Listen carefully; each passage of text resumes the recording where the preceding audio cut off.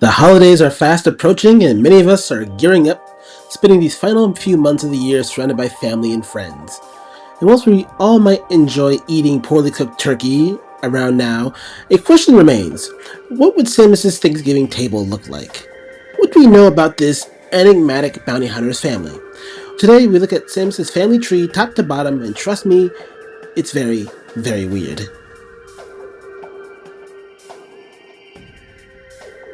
Samus Aran was born in the year 2000 on the cosmic calendar to her biological parents Virginia and Rodney Aran. K-12 was an important mining road for the Federation, and it seemed Virginia Aran was a loving housewife, and Chief Rodney Aran was a respected member of his community. In 2003, when the space pirates attacked, her parents were spring into action. Virginia managed to outreact Ridley and shield Samus with her own body from a killing attack, and Rodney took the fight to the pirates directly, ultimately destroying a ship full of volatile aphrodite, which incinerated everyone in the town except his daughter.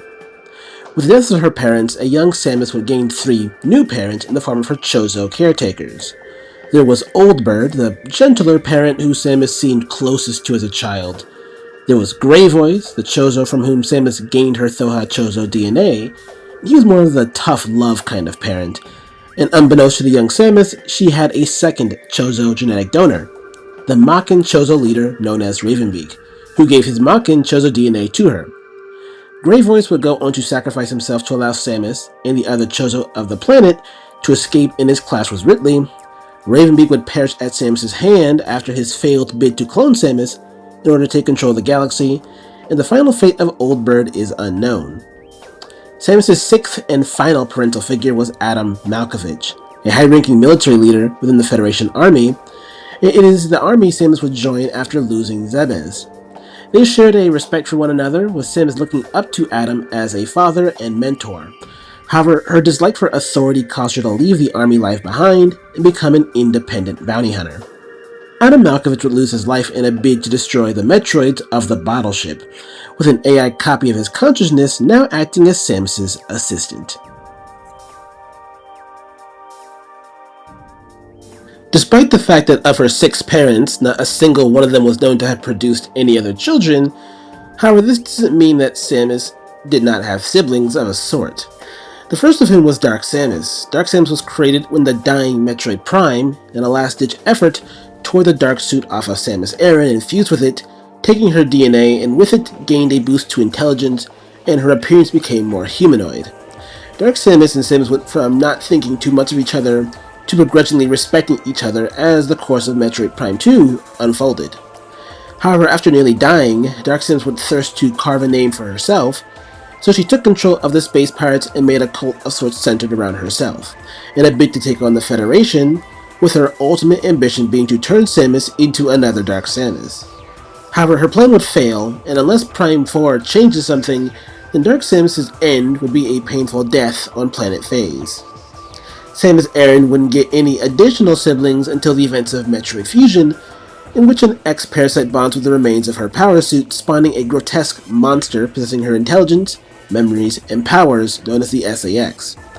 And because X-parasites reproduce asexually, by the end of Fusion there were no fewer than 10 SEXs aboard the BSL station. Unlike Dark Samus, there was no begrudging respect between Samus and the SAX, merely the hunted and the hunters until the end of the game, when the weakened SEX is defeated by the Omega Metroid, which ironically is her niece, but more on that later. The SEX, for unknown reason still debated by the fandom today, allowed itself to be absorbed by Samus. The 9 remaining SEXs would perish in the explosion that destroyed the BSL station and SR-388.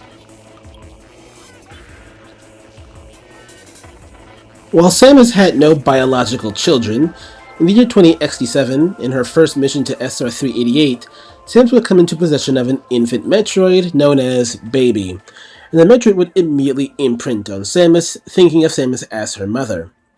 The Baby and Samus would work together to defeat Protege's Ridley, and she would deliver it to Ceres Space Colony, only for it to be kidnapped and turned into the Super Metroid. Baby would ultimately sacrifice itself for Samus, and later became another genetic donor for her, something that would never leave her. However, technically, Baby would be cloned many times, first into the Metroid batch on the battleship, And then on the Metroids aboard the BSL, so in a way, Samus has a lot of children.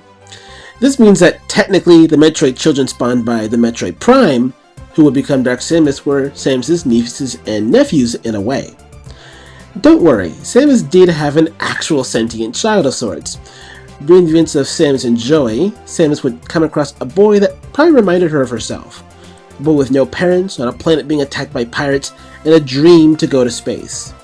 Well, after this boy known as Joey helped Samus fend off the space pirates, Samus would take him with her into space as her first and thus far only protege, where the two would build a close bond and be a dream bounty hunting team together. The only hiccup was that Joey had no idea that Samus was a woman. However, after Joey risked everything to save Samus, who had died at the hands of the space dragon Greed, Samus would reveal her true identity to him. Joey is actually the end of the Metroid franchise, as 10 years after the manga's end, we see an adult Joey has carried on Samus' torch and works to protect the galaxy in his own way. In short, Samus' Thanksgiving table, or Christmas party, would be, well, mostly empty. All of her parents are missing or dead, except Adam the AI. All of her siblings are also dead, and most of her children, nieces, and nephews have also perished. I suppose Joey would be able to attend, and hey, some family is better than none at all. Well, that's all for today. You know how I leave you. Be safe, be wise, and please have a safe and happy holiday, and I'll see you next time. Take care.